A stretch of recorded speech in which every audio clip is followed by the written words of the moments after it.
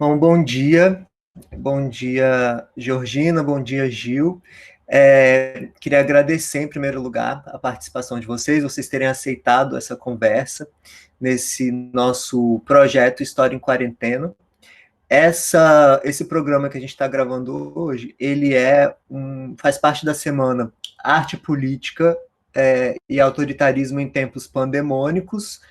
É o programa número 71, ou seja, a gente fez desde o dia 23 de março que a gente começou o projeto, logo depois, né, que começou a questão do confinamento, e é um projeto que envolve 6 pesquisadores de vários lugares, várias nacionalidades, que além de mim, a Melanie Turoat, Natália Guerelos, Lucas Pedretti, Mariana Munhoz e Carlos Benítez Trinidad. Então, a ideia do projeto sempre foi provocar, promover diálogos, conversas entre pessoas de diferentes lugares de atuação, não só dentro da academia, em várias áreas, né, não só, embora o nome seja História em Quarentena, mas não só na área de História, mas Humanidades e Artes, mas também artistas, militantes políticos. A gente já teve uma série de pessoas que não se encaixam nesse perfil da academia. E esse realmente é o nosso propósito, assim, buscar ouvir pessoas que produzem conhecimento a partir de diferentes áreas. Então, a gente já teve Jamila, Jean Willis, até pessoas... eu esqueci o nome dela agora, desculpa. Uma ativista aqui do Rio, do movimento de mães que perderam filhos assassinados pela polícia. Então, a gente teve várias pessoas de várias áreas, e a nossa intenção, embora nem sempre a gente consiga, é tentar causar uma mistura mesmo, né? Então, não só em questão de gênero, raça, idade, mas também cobrir um pouco o Brasil, que, querendo ou não, ainda midiaticamente muito centralizado nessa região do Centro-Sul, né? Então, a nossa ideia também é essa. E muitas vezes a gente consegue, muitas vezes não, mas é uma coisa que está sempre em mente.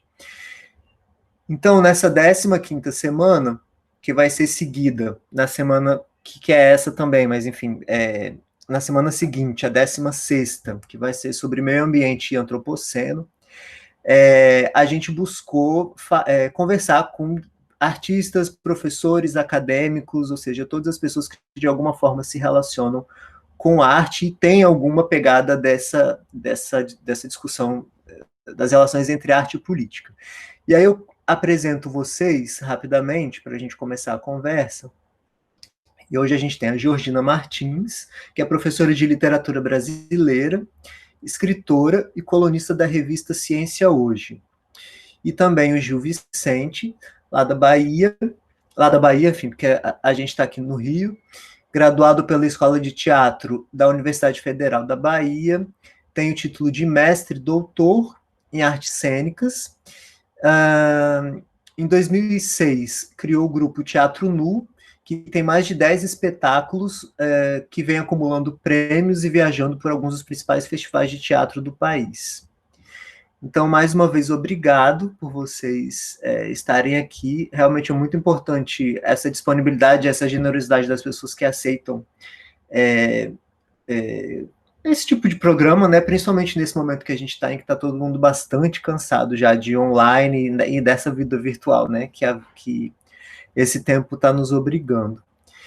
Então, eu vou começar lançando uma questão bem genérica e que vocês se sintam livres para direcionar para onde acharem melhor. Eu não vou interromper, então vocês falem livremente e assim a gente vai conversando e trocando as ordens e as temáticas. E aí, essa primeira questão é que eu propunha, né? Queria propor, ouvir de vocês um pouco o que motivou, a partir do lugar de atuação de cada um de vocês, que tem conexões, mas ao mesmo tempo são bastante distintos, né? Georgina mais na área da literatura e das letras, ela tem uma produção de livros infantis também muito importante, e o Gil Vicente, enfim, que é um dos mais importantes, se não o mais importante dramaturgo da Bahia nesse momento, e que desde que eu conheci o trabalho, embora eu nunca tenha conseguido ver uma peça ao vivo, assim, eu sempre gostei muito e acompanhei. E aí eu queria saber um pouco de vocês, o que que motivou, né, essa produção de vocês, esse envolvimento de vocês, não só na produção, mas também de reflexões em torno da arte. Em que momento vocês perceberam que houve essa definição, né, das artes em suas múltiplas definições, porque a gente acaba transitando, né, um pouco, que isso tinha se tornado o centro da vida de vocês. A gente pode começar com a Georgina?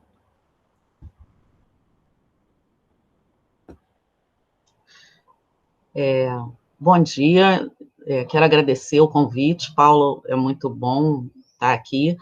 Eu gosto muito de participar dessas coisas e não me sinto nem um pouco cansada, porque a gente está trancafiado dentro de casa há tanto tempo e esse contato é muito bom. Então, assim, bom dia, Gil, também, um prazer conhecê-lo. Para mim, como começou, né? Eu fico pensando, eu nasci numa casa que tinha. Meu pai era um fazedor de brinquedos de criança, né? E ele. Só que era a arte, uma arte popular, mas com um objetivo econômico, né? Ele sustentou a casa com os brinquedos que ele fazia para vender.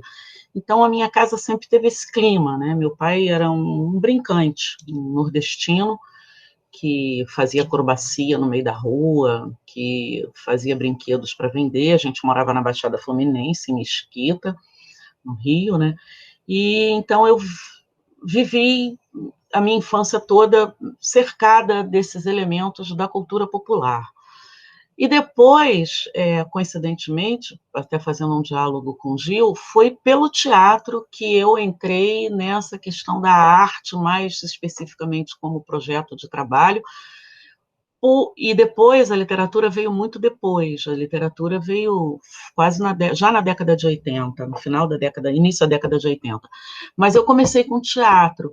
E assim, eu morava na Baixada Fluminense, né, num lugar que sempre foi considerado uma cidade dormitório, que era Mesquita, Nova Iguaçu, é a cidade dormitório. Mesquita ainda não era cidade, era um bairro de Nova Iguaçu, depois é que ela emancipou e virou um município, mas e era uma cidade muito pobre, né, com umas condições muito precárias, isso era em plena ditadura, e o teatro era um teatro de resistência, fazíamos um teatro de resistência em Nova Iguaçu. Então, eu e mais um monte de gente, a gente montou várias peças de teatro e a gente apresentava esses espetáculos nas ruas, nas escolas, nas igrejas. A gente organizou umas 3, 4 mostras grandes de teatro da Baixada Fluminense. Então, numa época que a gente tinha que pedir autorização à censura, toda peça que a gente fazia, a gente mandava para lá, e tudo era autoral, né? A gente não encenava nada de outra pessoa, de dramaturgos conhecidos, porque era a coisa da coisa do teatro de resistência, né? Do teatro de protesto, assim que a gente se auto-intitulava. Então, e a gente nessa época estava acompanhando muito o movimento de teatro que ocorria no estado do Rio. A gente chegou a participar de um festival também em Minas Gerais, em Belo Horizonte, e aí a gente, na época, a Secretaria de Cultura do Estado do Rio de Janeiro entrou em contato e começou a dar um certo apoio para os grupos de teatro. Então, confeccionava os cartazes, fazia o material e a gente ia fazendo os trabalhos. E foi isso, começou com essa história ligada ao teatro pela resistência. Nessa época eu não via o teatro como... Era uma arte engajada, né? Mas a gente era muito jovem, não estava nem na faculdade ainda, a gente, e tanto eu quanto o grupo, as pessoas mais jovens, não pensávamos o teatro como uma linguagem artística. A gente pensava o teatro como uma linguagem política, né? E, claro, com as coisas boas e ruins desse tipo de pensamento, né? Porque para a gente era isso, era engajamento político do teatro. Então, a linguagem política apenas, que interessava a esses grupos, né? Principalmente, o meu grupo era todo assim. E isso foi bastante interessante na época, porque a gente morava na Baixada, né, como eu disse, Nova Iguaçu, e era um lugar que tinha um foco muito grande de política, né? O pessoal da Convergência Socialista estava indo para lá, mudou um monte de intelectuais, resolveram mudar para Nova Iguaçu, porque perceberam que Nova Iguaçu era um foco importante para uma possível revolução, né? Então, a década de 70, a gente recebia muita gente em Nova Iguaçu, e isso era muito legal, porque a gente bebia muito dessa fonte, dessa manifestação política. E, ao mesmo tempo, a ditadura não se preocupava muito com a Baixada, né? Para a ditadura, a Baixada Fluminense era um lugar onde morava um monte de pobre, que não lia, que não estudava e não causava nenhum problema. Tanto que a gente, só quando a gente fazia as peças de teatro, que a gente tinha que ir lá na censura, mas isso muito por orientação da Secretaria de Educação, da Secretaria de Cultura. Como ela botava o nome lá nos trabalhos, ela financiava o projeto, financiava, né, o material, ela exigia que a gente fizesse esse tipo de coisa, pedia autorização para fazer teatro na rua, essas coisas normais. Mas a gente então, a gente não enfrentou diretamente uma censura dura, né, nesse período, por conta de estar, eu acho, localizado na Baixada Fluminense. Todo mundo era estudante do ensino fundamental e médio, não tinha ninguém ainda fazendo universidade. Aliás, a maioria nem estudava, não estava nem no ensino médio. Então, isso eu acho que deixou a gente um pouco livre para protestar, para fazer. E aí, no começo também, a gente tinha contato com uma associação de moradores que estava surgindo na época, com os movimentos eclesiais de base, que a teologia da libertação estava muito forte e tinha uma atuação muito grande na Baixada Fluminense. Então, era esse o desculpa, foi por aí que eu comecei, né? Foi por aí que eu comecei a enxergar a arte como uma linguagem política. E depois isso me levou a entrar para o projeto de animação cultural do primeiro governo Brizola no estado do Rio de Janeiro, né? Então, os projetos de educação para os CIEPs, né, para os Centros Integrados de Escola Pública, que foi um primeiro projeto, praticamente o único projeto de educação pública de qualidade no estado do Rio de Janeiro, que foram os CIEPs. Então, o trabalho no CIEP foi uma continuação, inclusive o grupo que foi selecionado, e a maioria era da Baixada Fluminense, foi selecionado por esse trabalho que a gente já desenvolvia com teatro de comunidade, com teatro de rua, com teatro das associações de moradores, o teatro que discutia a falta de água, a falta de saneamento, as condições precárias que a Baixada Fluminense vivia. Então, aí fui trabalhar no CIEP e fiquei trabalhando no CIEP durante o tempo do governo Brizola, Darcy Ribeiro. Quando Moreira Franco ganhou a eleição, eu saí por minha conta, porque eu sabia que ali o projeto de educação seria destruído. E aí já tinha terminado a faculdade nesse período, e quando eu entrei para a faculdade, eu ainda fazia um pouco de teatro, ainda tinha um resquício ainda do teatro acontecendo ainda em Nova Iguaçu, mas aí eu fui me afastando e fui para a literatura, né? Eu fiz letras, né? Depois eu fiz mestrado e doutorado, e fiquei na literatura direto, porque, assim, a gente não teve uma formação teatral, eu nunca tive uma formação teatral, né? O grupo tinha uma ou outra pessoa que trabalhava mesmo com teatro profissional, assim, acho que eu me lembro de 2 pessoas.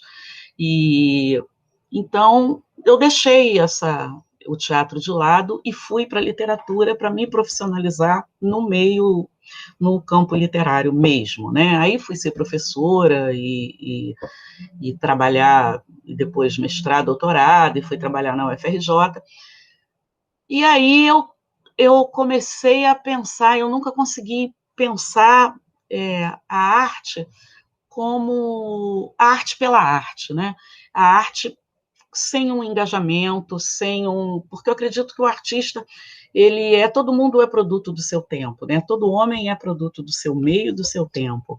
E eu acho que a gente tem uma função social, uma obrigação social, e eu vejo, e na literatura, para mim, também é assim. Então, eu escrevo literatura para crianças e jovens, né? Recentemente eu publiquei um livro, um romance para adultos, publiquei pela Amazon, independente, mas a maioria da produção, 99% do que eu escrevo é para crianças e jovens, e sempre com essa temática, sempre com uma temática mais social, querendo discutir com as crianças esse olhar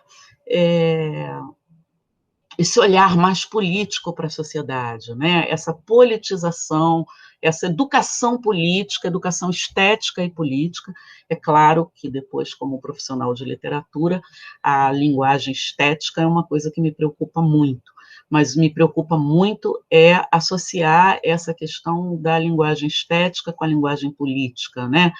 E isso com literatura é uma coisa que eu fico buscando o tempo inteiro, né? Os livros, o texto que eu escrevo, ele tem que estar ali, ele tem que ser um conjunto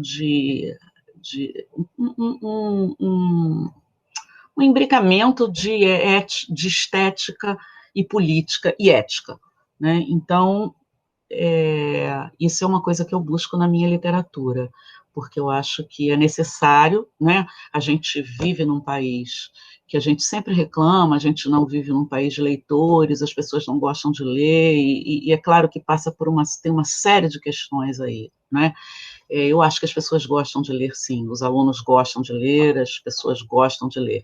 Elas não têm dinheiro para comprar livro, elas não têm espaço para leitura em suas casas, né? A maioria da população mora em casas que não tem condição de usufruir de um cômodo para leitura, para que ela possa se dedicar à leitura, e o barulho em volta nas comunidades é muito grande, então a leitura é uma coisa muito mais solitária, que exige uma concentração maior, então eu acho que não dá para a gente falar de mediação de leitura e de formação de leitor, se a gente não pensar nas condições sociais que vive esse leitor hoje, né? Porque, assim, eu estou na minha casa, no Flamengo, eu tenho um quarto para sentar numa poltrona e ler. Ainda assim, há várias coisas que me chamam a atenção. Eu, por exemplo, nessa pandemia, eu consegui ler muito pouco, né? A não ser pesquisar para coisas que eu preciso escrever para a revista Ciência Hoje, por exemplo, para os textos de literatura. E é uma dificuldade de concentração muito grande. Então, e eu tenho espaço para isso, né? Eu tenho o privilégio de ter um espaço e de, se eu quiser sentar e ficar lendo o dia inteiro, nessa pandemia eu posso, né? Tirando as horas que eu tenho que fazer comida, que eu tenho que cuidar dos gatos e os filhos, mas eu posso me dar o luxo de fazer isso. Então, eu acho que a discussão da formação de leitor e principalmente para o escritor de literatura, que ele precisa ter um leitor, a discussão da leitura não pode ser, você não pode falar que há poucos leitores no país, sem você pensar na dificuldade que esses leitores têm de chegar a um livro. Eu não estou nem dizendo das pessoas que não conseguem entender o texto. Eu estou falando das pessoas que conseguem entender, mas que também não têm espaço para ler, né? Então, a gente tem aqueles que não conseguem entender porque foram muito mal alfabetizados e mal formados, aqueles que conseguem entender foram alfabetizados, mas não têm espaço nas suas casas para ler, né? Os professores não têm dinheiro para comprar livro, não têm tempo para ler também, porque trabalham em várias escolas, e não tem tempo para ler, então não tem tempo, também não tem como formar leitores, né? Então, eu penso que a formação de leitor e o interesse do escritor passa muito pela formação do leitor, é que a gente precisa de um outro país, né? A gente precisa de acesso, né? Então, agora a gente está vendo nessa pandemia como é que a gente vai fazer com as aulas remotas, como a gente vai fazer com a educação à distância, né? A gente tem que pensar que tem aluno que não tem computador, que tem aluno que tem computador, mas a internet é ruim, aluno que pega tudo no celular, né, que ele só tem um celular, mas um celular com uma memória pequena, ou um celular, e ele não consegue dar conta de assistir aula remota. Então, isso é muito complicado, né? Essa exclusão é muito complicada. E eu acho que essa pandemia, ela acirra muito essa exclusão, né? Eu não tenho a menor ilusão de que tudo vai mudar depois da pandemia, né? Eu acho que a gente vai ter isso muito mais acirrado. Então, isso é muito grave. E aí eu acho que a gente que faz arte, que já é um privilégio fazer arte nesse país, já é um privilégio você dizer que é escritor, que é ator, né? A gente não pode fugir dessa questão política, social, né? De estar tentando acender um fósforo no oceano, entendeu? E iluminar um pouquinho, um pedacinho, tentar iluminar, ou tentar mesmo enxergar o lugar onde a gente está vivendo. Então, eu penso isso, eu acho que é isso. Acho que é isso. Respondi? Sim, não, tá ótimo. Antes de passar para o Gil, só comentar duas coisas. Assim, tem várias coisas que a gente podia comentar, né, sobre sua fala, mas eu fico pensando primeiro nessa desigualdade da produção, não só artística, mas de conhecimento, né? Enfim, eu que estudo ditadura há muitos anos, eu fico pensando que você relatou uma experiência, né, que aconteceu durante o período da ditadura e como a própria produção da ditadura, quando eu falo que ela que o Brasil, né, é muito centrado é muito voltado para o Centro-Sul, né? Parece que é isso que de fato acontece politicamente na produção do conhecimento, pelo menos o que circula, né? Eu, por exemplo, como venho com esse trabalho de divulgação e eu viajo às vezes para entrevistar pessoas, né, sei lá, no Pará ou na Paraíba, seja onde for, e aí eu observo que, primeiro, esse conhecimento não chega. Então fica parecendo, por exemplo, que o conhecimento da ditadura, que ditadura foi o quê? Foi polícia perseguindo grupos armados, né? E quando você vai ver é um Isso. negócio muito mais complexo. A ditadura no Pará não é a mesma coisa da ditadura na Paraíba nem no Rio Grande do Sul, né? E ao mesmo tempo, dentro das próprias cidades, o conhecimento da ditadura no Rio de Janeiro, que é muito romantizado, é essa questão, Zona Sul classe média, que pega em armas. E muito recentemente tem surgido trabalhos que começam a considerar as zonas periféricas, né? Uhum. Pensando a Zona Sul como centro, né? Centro da opinião pública e tudo isso.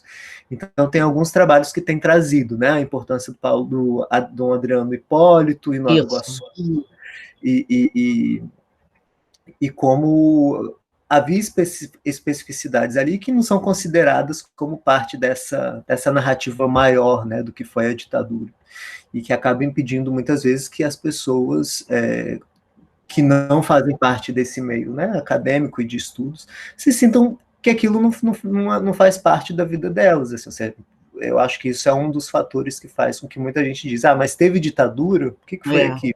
Tipo, porque os estudos são muito focados nesse sentido.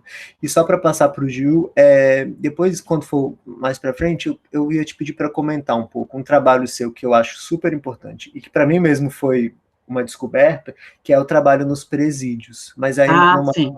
questão, eu te pergunto. Tá. Vou passar para o Gil.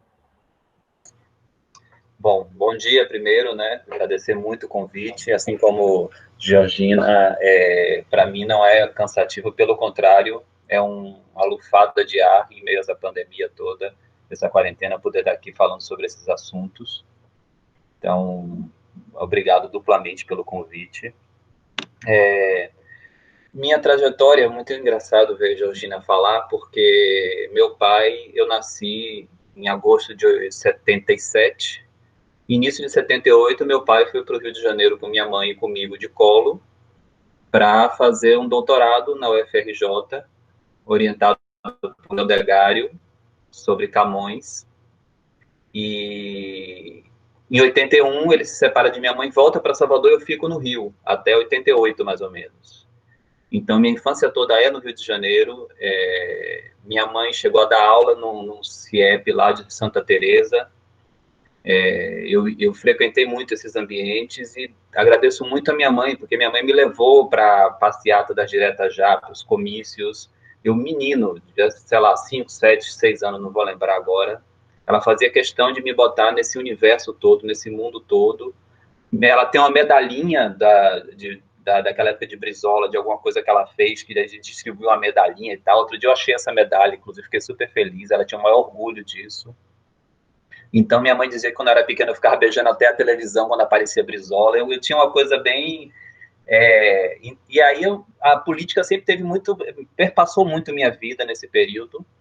E no Rio, eu estudei primeiro no Quintal das Artes, o nome por si só já fala como era o caminho do colégio. Depois fui para o Senador Correia, a Escola Senador Correia, que infelizmente acabou, né? E acabou justamente pelas qualidades que ela tinha, ela acabou naufragando nessa loucura toda dessa fábrica para vestibulares e tudo mais. Mas lá eu tive umas experiências muito interessantes. Fiz teatro com Balu Carvalho. Paralelo a isso, minha mãe, para conseguir tocar a vida, ela começou a ter contato com o pessoal que trabalhava com a Rede Globo, Mário Boriello, umas pessoas assim. Ela começou a costurar, eu lembro da roupa da Cuca lá em casa, ela costurando a roupa da Cuca, e isso acabou me levando a fazer figuração no Sítio do Pica-Pau Amarelo, no Pirlim Pim Pim 2. Então, eu tive essa ligação muito forte com TV, um pouco com cinema também, com teatro. Fiz uma peça infantil, Condomínio da Floresta Encantada, de Raimundo Reis, se eu não me engano. Cheguei a fazer circulação, fui até Volta Redonda. Isso eu, moleque, sei lá, 4, 5, 6 anos. Eu fazia papel de onça, tenho uma roupa até hoje. Então, o Rio trouxe muito para mim essa questão da arte muito forte. Meu pai, que grande poeta, escritor, compositor também, eu tinha contato com ele muito mais quando eu vinha para Salvador visitar ele, mas eu andei num ambiente no Rio que era muito incrível. Minha mãe tem uma história que conta para mim que uma vez eu saí correndo, subindo naqueles monumentos, daqueles postos que tem da praia, e pulei. E aí minha mãe tomou um susto, falou, meu Deus, foi pedaço de Gil para todo lado. Juntou gente, aí eu saí todo feliz. Mãe, você viu que eu pulei? Aí uma vez eu perguntei para ela, depois de ter assistido o filme sobre o Desencroquetes. Aí, como eu lembro de Lafon, de Paulette, desse pessoal todo, eu falei, mãe, eu conheci Lane Dale. Aí minha mãe falou, Gil, aquele dia que você se jogou do posto 9, sei lá, posto tal, eu tava com Lane Dale e Rose Lacreta, a gente tava andando junto nessa hora. Foi Lane que foi lá ver você, porque eu virei a cara e falei, meu filho morreu, eu não quero nem ver. Então, todo esse ambiente que eu vivi no Rio de Janeiro foi fundamental para a minha formação, de viver aquilo tudo, conhecer aquelas pessoas, conviver com Gilberto Gil, ir para o show dele, ele me pegar no colo, e sabe? Então foi o próprio Paulette também, que gostava muito de mim. Minha mãe, como não tinha grana e não tinha com quem me deixar, ela ia dar as aulas dela, então ela me deixava no Teatro Cacilda Becker. Então eu assistia 500 mil vezes as mesmas peças infantis, que amigos dela que faziam peça lá, Natan, Marquinhos, o pessoal que fazia teatro lá, eu ficava vendo os mesmos espetáculos sempre. Então eu vivi um universo do Rio de Janeiro que foi muito incrível para mim, sabe? De grandes pessoas do samba. Eu lembro de ir para o Morro da Mangueira, ficar dormindo, enquanto minha mãe estava produzindo um show de Jorge Aragão na quadra da Mangueira. Então, essas coisas bem, bem doidas que eu vivi do Rio, isso foi muito importante para mim. E perceber esse lado político do Rio nesse momento, que Georgina falou tão bem, né?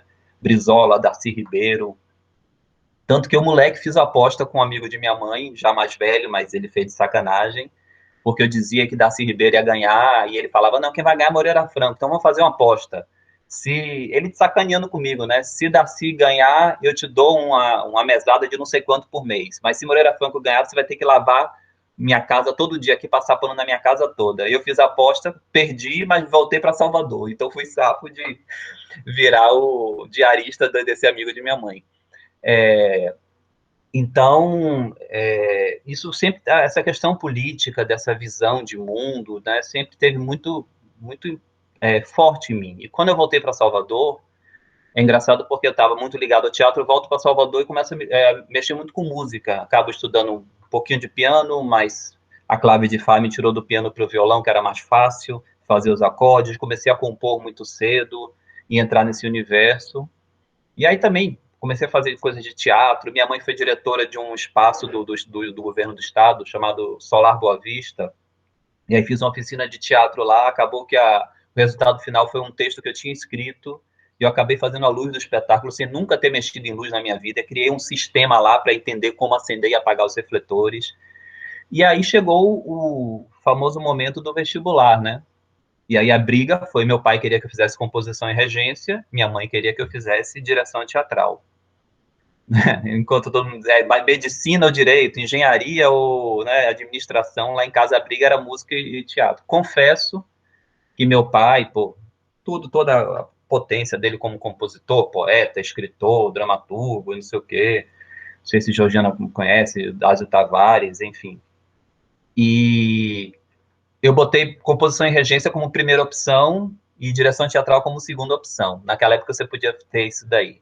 E aí quem decidiu o que eu ia fazer de minha vida foi a banca de cada um. A banca de música me reprovou, porque você precisava de um conhecimento de harmonia, de intervalos, de coisas assim que eu não tinha, um pouco mais teórico. Foi a mesma banca que reprovou Armandinho, então eu estou num caminho parecido, sem um décimo do talento dele, mas enfim. E aí acabei fazendo direção teatral. E algumas coisas da minha vida também que foram muito importantes. Por exemplo, eu tinha acabado de inaugurar um shopping do lado da minha casa. Eu morava na Barra, em Salvador, e abri o Shopping Barra. E lá tinha uma locadora chamada Lock Video, de Vinícius, um cara que eu conheço até hoje, encontro com ele.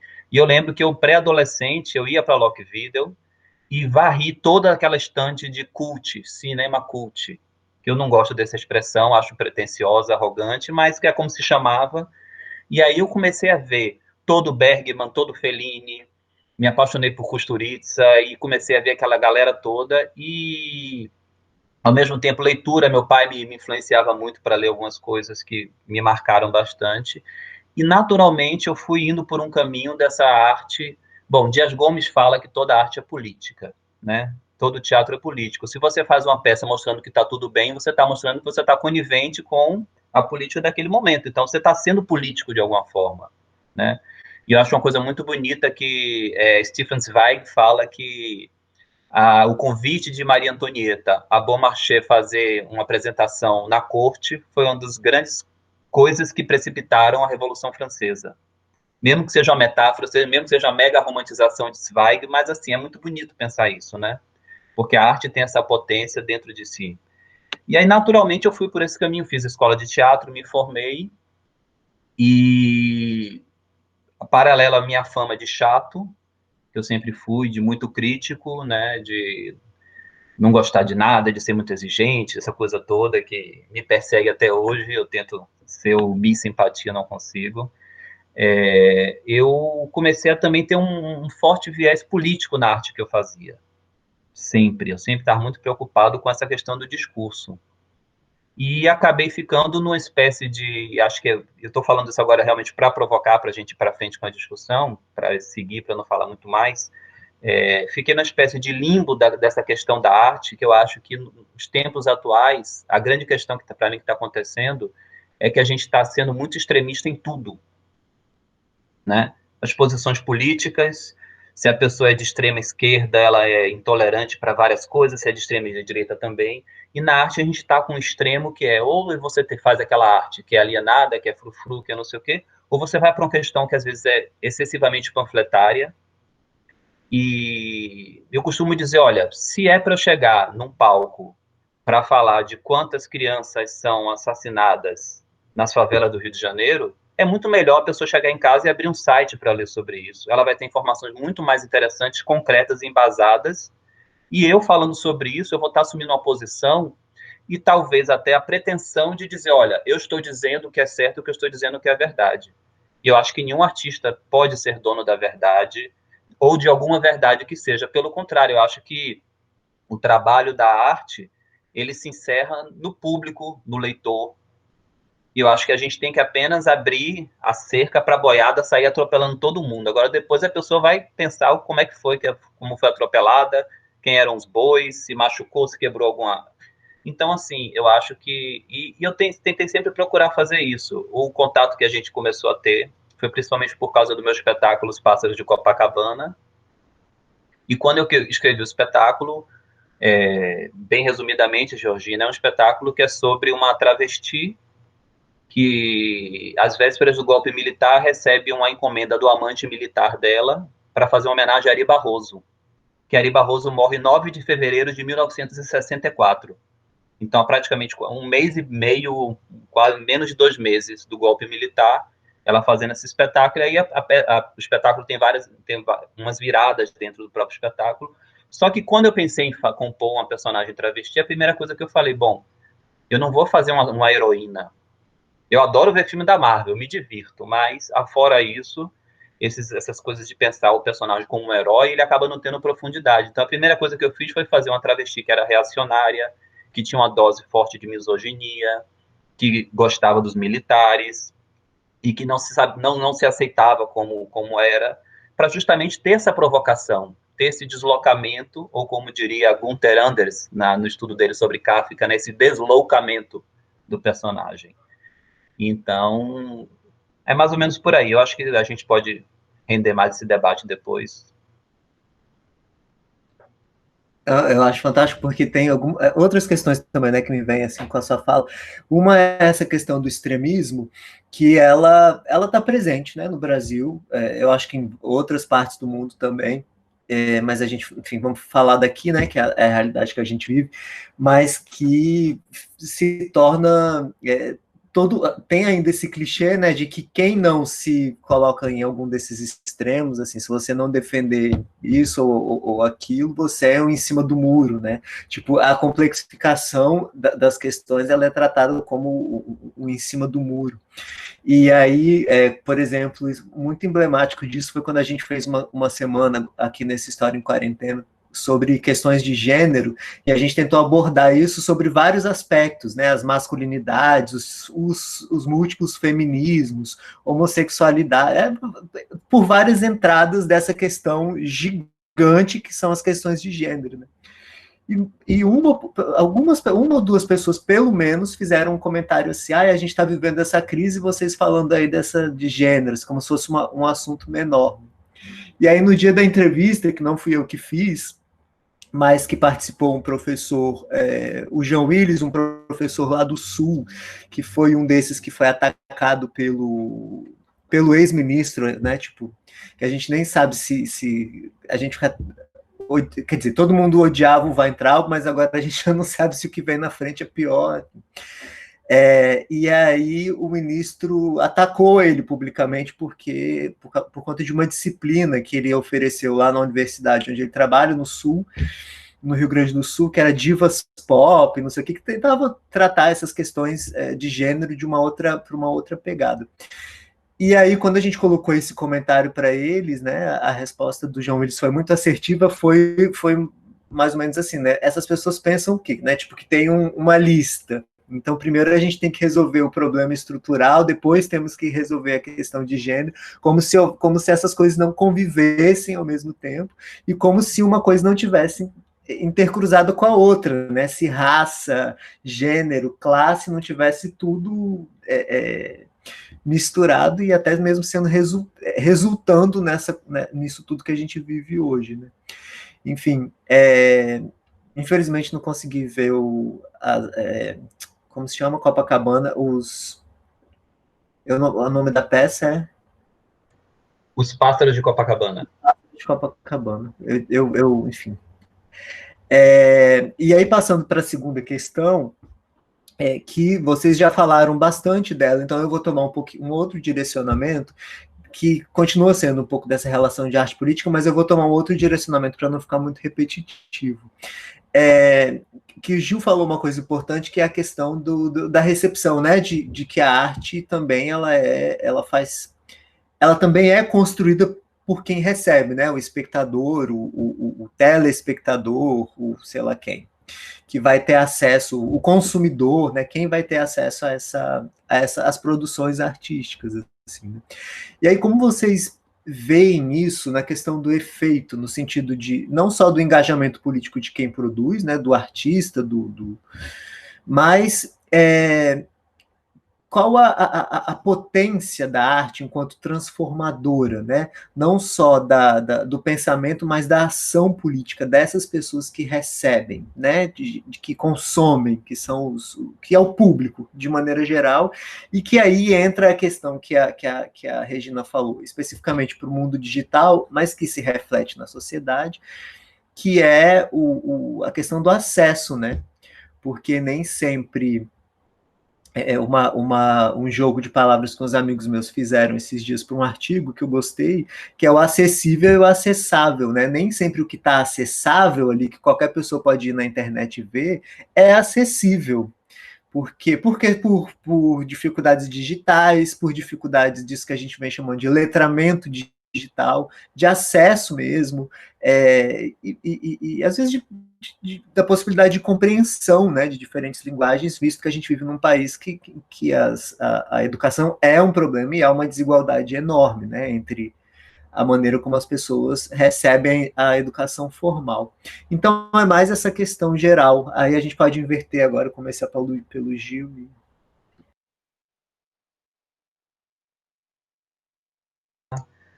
Bom, isso que você fala, eu tenho uma história que sempre me emociona assim, um pouco quando eu conto, porque eu sempre penso que a obra de arte ela tem que ser pensada em muitas camadas, tá?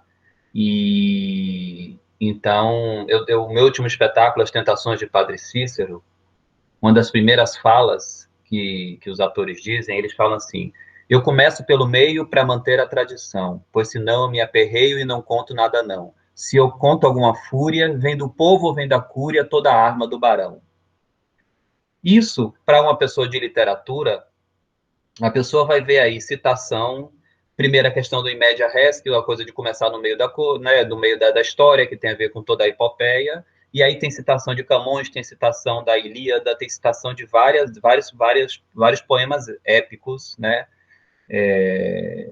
famosos e tal, mas é uma coisa que, para quem conhece, vai ter um acesso específico, mas para quem não conhece, no meio daquele espetáculo, isso não vai fazer uma diferença de compreensão do todo, sabe? Não vai chamar ninguém de burro porque a pessoa não percebe, porque pode parecer que aquilo é apenas um jogo de rimas. Então a gente tem que ter muito esse cuidado. Eu tenho um espetáculo meu, um texto que eu também montei depois chamado Javalis, e que é assustador como eu escrevi essa peça em 98, montei ela em 2008, vira e mexe eu volto com essa peça e toda vez, quando eu escrevi em 98, quando eu montei em 2008, toda vez que eu monto essa peça, as pessoas falam, nossa, como essa peça é atual, fala tanto do momento que a gente está vivendo. E isso acaba sendo triste, né? Porque Bertolt Brecht falava que ele adoraria chegar ao momento onde as peças dele não precisassem ser mais montadas, né? Então, assim, mas aí aconteceu uma coisa bem legal, que foi o seguinte, a coisa do acesso. Eu lembro que uma pessoa que eu conheço, esposa de uma pessoa muito próxima minha, foi assistir a estreia do espetáculo. E depois esse meu amigo ligou e falou assim: olha, Gil, você precisa fazer umas peças mais acessíveis, que minha esposa não entendeu nada, ficou voando e tal.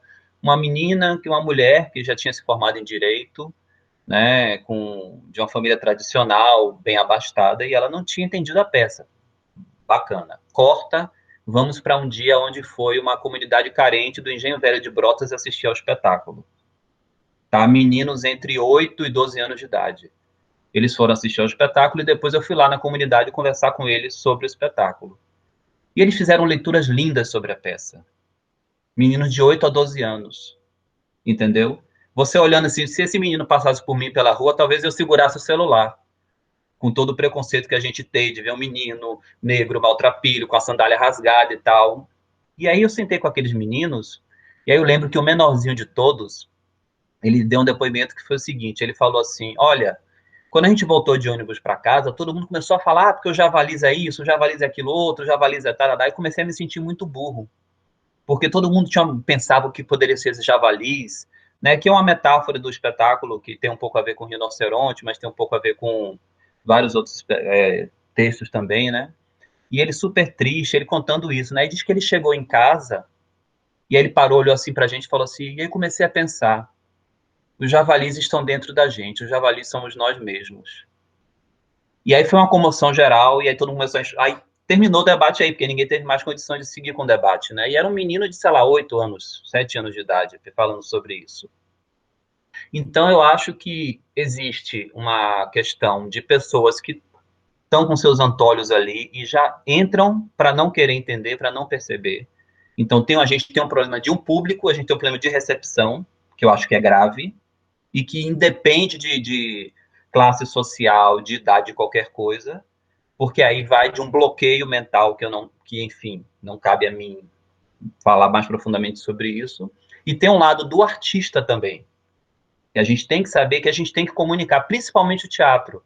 Porque a literatura, você não entende uma página, você volta a página e lê de novo. Não é que a literatura tem que ser muito mais complexa e inacessível, não estou falando isso. Não acho que a gente tem que adotar James Joyce nas escolas primárias, não é isso. Mas, assim, a literatura você ainda tem essa chance. Até o cinema você pode voltar, rebobinar se está vendo em casa, mas o teatro, aquela fala que passou, ela não vai voltar nunca mais. Então, você tem que ter ainda mais esse cuidado de ter essa acessibilidade. Então, por mais que você faça um espetáculo que possa ser complexo na dramaturgia, na encenação, nas questões que você coloca, você tem que tem que dar uma acessibilidade, tem que pensar sempre no público, entendeu? Então, assim, eu acho que é fundamental quando você cria uma obra comunicar, entendeu? Você tem que comunicar, você tem que dialogar, você está falando para alguém. Quando você faz teatro, você está falando para alguém, você não está falando para si mesmo. Por mais até que, assim, eu, por exemplo, sou apaixonado por Tarkovsky, mas é o tipo de cineasta que eu não indico a ninguém, entendeu? Porque é um outro tipo de acessibilidade, é um outro tipo de complexidade, e que vai mesmo, às vezes, existe arte para o artista, existe aquela coisa da metalinguagem, que a gente, nossa masturbação mental interna, né, que vai ali, que é ótima, de citações de coisas assim. Mas eu acho que é fundamental sempre pensar nisso. A gente tem que comunicar e eu sempre brinco, quem passa a mensagem é celular, eu não tenho que passar mensagem nenhuma, mas a gente tem que problematizar e tem que provocar aquele público, porque não tem nada pior do que você sair de um filme ou de uma peça para jantar ou para ir para casa e o assunto se tornar, a gente vai comer o quê? Ah, vai fazer não sei o que lá. E às vezes tem espetáculos, tem romances, contos, filmes que a gente vê, que às vezes 2 dias depois a gente tá assim, rapaz, que filho da puta, o cara fala aquilo ali, você começa a pensar em coisas, começa a provocar você em certas coisas, porque é isso, né, é mexer com você da melhor forma possível, para isso tem que comunicar. Então, por enquanto, eu falo aí para também não falar demais, se deixar, a gente passa a noite aqui. Não, fantástico. Essas camadas de compreensão, né, de recepção, não necessariamente de compreensão, mesmo porque eu tenho percebido, assim, eu não sou da área da arte, enfim, mas eu acho que essas áreas, né, de conhecimento acabam tendo muito mais comunicação do que a academia em geral, nos seus quadradinhos, costuma tratar dessas questões, né?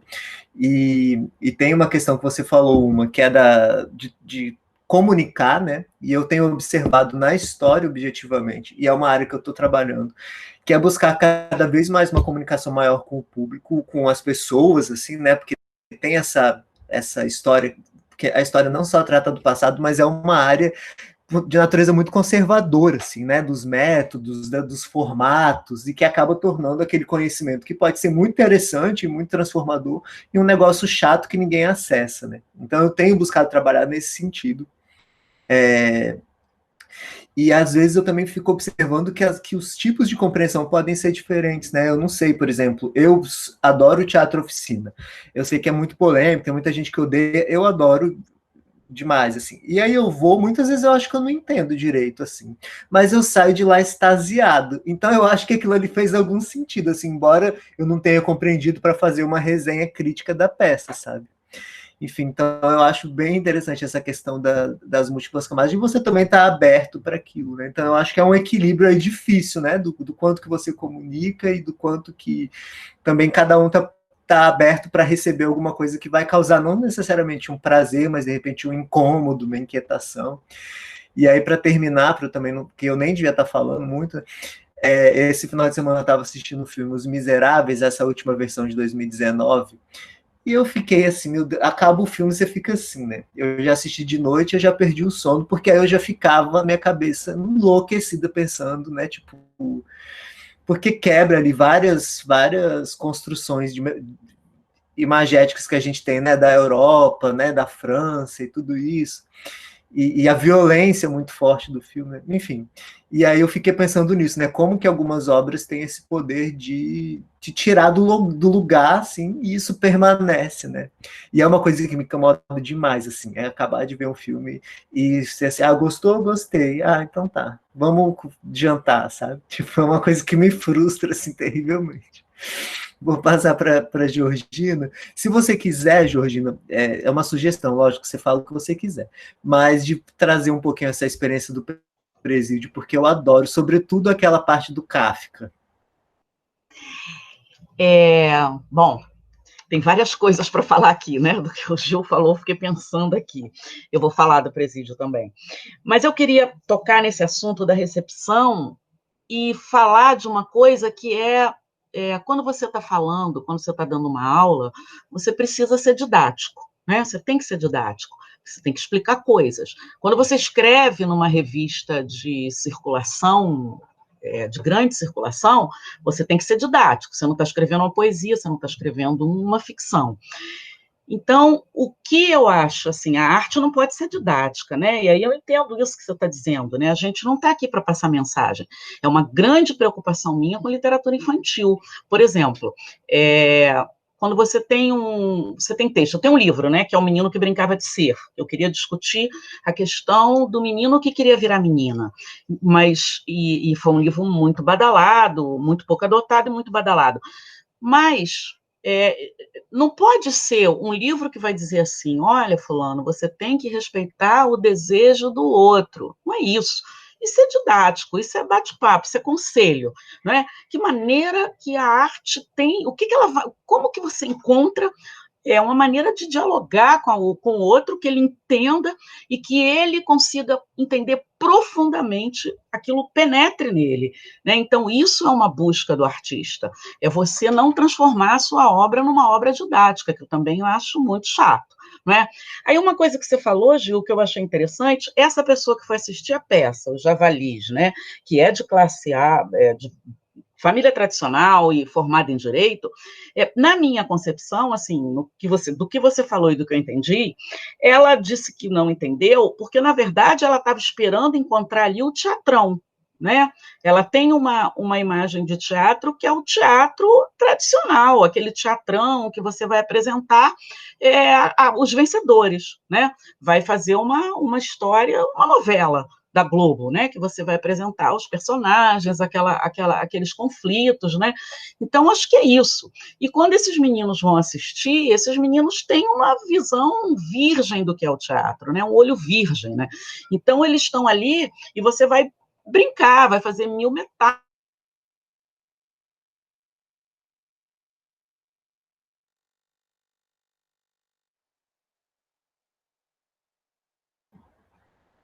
Acho que travou dela. Travou. Pô, na hora que ela tava no melhor da... Eu vou interromper para poder depois. Dá uma pausa. Só um minuto. Pronto. Tá. Então, e aí esse entendimento da metáfora, né, que essas crianças tiveram é belíssimo, né?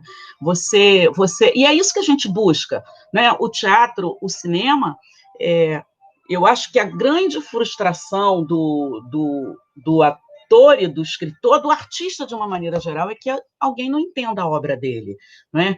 E a capacidade que o teatro, o cinema e a literatura têm de fazer você se colocar no lugar do outro, né? Dessa empatia. Eu acho isso um privilégio, entendeu? Essas linguagens, porque você consegue se colocar no lugar do outro. Isso, para mim, é uma coisa que é fundamental. Então, e aí, outra coisa que eu queria falar, antes de falar do presídio, é sobre as questões identitárias, né, que vocês levantaram, que muitas vezes há um questionamento sobre, mas a gente vai ficar falando de gênero agora, vai ficar falando dessas coisas, de racismo, e a gente precisa falar primeiro de revolução. Eu fico pensando que há dois problemas aí, né? E eu acho que um é você priorizar uma coisa em detrimento da outra, não é? Porque essas coisas estão juntas, não é? Você não pode falar de uma revolução na sociedade se você não traz as questões identitárias, se você não traz essa questão racial, mas é como você fala, porque se você pega uma figura, uma pessoa que vai falar dessas questões identitárias, mas ela não consegue se comunicar, não é? Porque o que acontece? Você precisa de repertório vocabular. As pessoas precisam de repertório. Então, ela não tem o repertório vocabular para entender algumas coisas. E se ela não tem esse repertório, se você não for didático, você vai transformar essas questões identitárias numa coisa de pessoas da Zona Sul que estudaram e que vão discutir isso. E que o cara que pega o trem cheio, o metrô cheio, está voltando para casa, isso não é uma questão para ele. A questão para ele é a luta de classe. Não é? Então, botar a comida na mesa no outro dia. Agora, como você pode discutir botar a comida na mesa no outro dia com a questão do machismo, com a questão da mulher, com a questão racial, entendeu? Isso é que é o grande lance, né? E eu acho que a gente perdeu o pé, né? A esquerda perdeu o pé nesse sentido, e daí o resultado que a gente tem hoje, né? Porque a gente não conseguiu unir essas questões, né? Que é falar de você, né? É falar das angústias do sujeito que sai de casa às 5 horas da manhã e volta meia-noite, 1 hora, e pega um trem cheio para trabalhar. Né? Então, eu quero que a minha arte, o meu livro, fale com esse sujeito também. Agora, não de uma forma didática, né? Sobretudo em literatura infantil, que há muitas publicações, milhares, já foi muito fácil publicar literatura infantil. Quando eu comecei a publicar, era muito fácil. Hoje está mais difícil publicar qualquer coisa, porque tudo você publicava. A editora tinha olho nas vendas para o governo. Então, qualquer porcaria que se escrevesse era publicada. Há livros infantis muito ruins, e que estão tratando de racismo, estão tratando da sexualidade, estão tratando de gênero, mas são horrorosos, entendeu? Porque se perdem no didatismo. Então, isso é uma questão que a gente tem que discutir também, né? Nesse ponto, eu também sou muito crítica e exigente. Tem muita bobagem que se escreve. Você não tem que bater palma porque o sujeito está falando do racismo, está falando que o outro está com fome, como ele disse. Se o teatro precisa, quantas crianças morreram, não é dessa forma, né? Você vai lá ler um jornal. Então, isso eu concordo inteiramente, né? E, pensando nisso, pensando nessa coisa do alcance, falando do projeto do Presídio, como é que começou o projeto do Presídio? Deixa eu só te interromper um pouquinho, porque uma coisa, só para puxar um gancho nisso que você falou, que eu acho que é pertinente. Esses dias rolou um vídeo na internet, depois eu posso passar para vocês, que era uma trabalhadora negra, dessas que é muito comum aqui no Rio, dessas mulheres, homens e mulheres, né, mas que trabalham na beira da praia vendendo coisa. Eu acho que toda cidade praiana tem isso, né?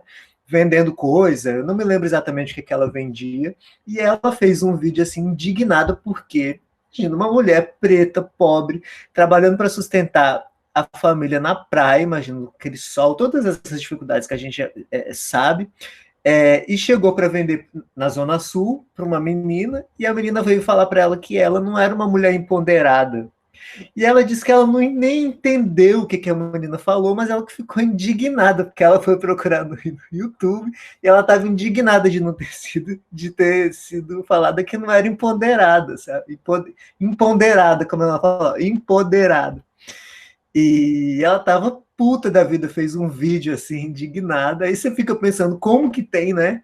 Tá lá a mulher, Zona Sul, não sei de que origem, mas né, tomando sua cerveja, não sei o quê, e vem falar pra mulher que tá, tipo, do sol, dizer que a mulher não é empoderada. Pois é, entendeu? Isso é de um desrespeito absurdo, né?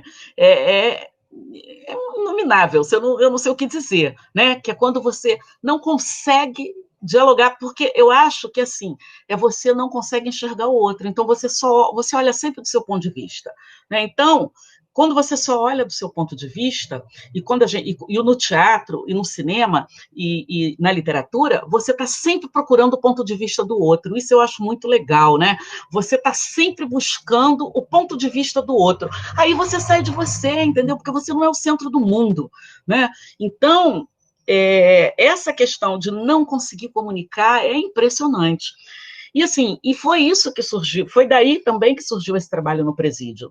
Depois que houve a eleição, né, quando o primeiro turno já estava resolvido e que a gente ia para o segundo turno, eu e meu filho, mais um grupo de jovens amigos do meu filho que fazem arte e literatura, não sei o quê, resolvemos fazer um trabalho nas escolas, no ensino estadual, nas escolas estaduais, com o ensino médio, para poder tentar, através da arte, literatura e sociedade, conseguir ganhar voto no segundo turno, conseguir virar a mesa no segundo turno. É claro que era uma ilusão, a gente sabia que a gente não ia conseguir, mas a gente estava mobilizado demais, mas eu aproveitei todos os alunos que eu já tive, que estão hoje diretores de escola, professores, e a gente colocou no Facebook que a gente queria ir nas escolas conversar com os alunos.